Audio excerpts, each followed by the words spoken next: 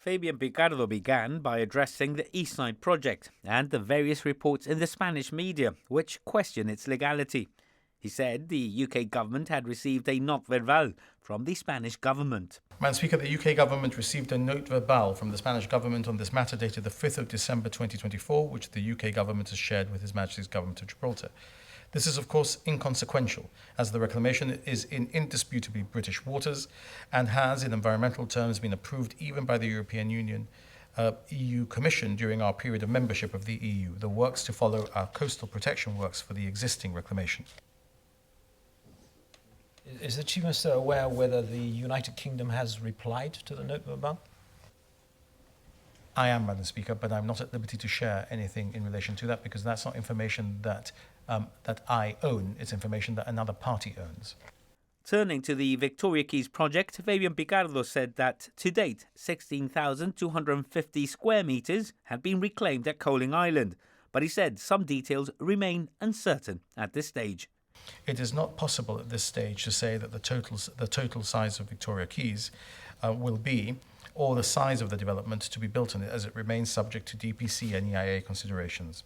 The government continues to be involved in negotiations over the Victoria Quays project and will make an announcement once the arrangements are finalised. Given that it's coming up to almost 6 years since the government with great fanfare announced the Victoria Quays development and it became the centrefold of its 2019 election manifesto, does the government have any expectations in case of timescale on the conclusion of these long-standing negotiations?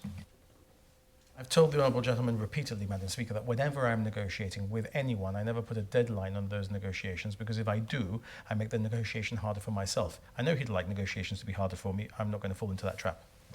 The Chief Minister also addressed questions about the recently announced Westview reclamation project, stressing that it will be delivered at no cost to the government. Works in relation to the Westview reclamation are expected to commence as soon as the project has completed the planning process. Work is currently ongoing to conclude the contractual agreement. An announcement will be made at the appropriate time once that process is completed. The developer for the Westview reclamation will use whatever amount of rubble is deemed necessary from their stockpile at the east side to create the land. The exact amount cannot be stated as it can vary depending on the final design for the reclamation, which will be finally determined after the DPC and EIA process has been completed. None of these processes are expected to delay the project at all. As was stated at the time of the public announcement of the Westview reclamation was made, the project will be delivered at no cost to the government. The government will end up owning 60% of the total area created at no cost to it. The leader of the opposition also asked for an update on the ongoing treaty talks. Fabian Picardo said he shared the sentiments recently expressed by the Spanish Foreign Minister, and that while there is no fixed date for conclusion, he also remained confident a deal would be reached. The Chief Minister also added that preparations for technical discussions are ongoing and will convene soon.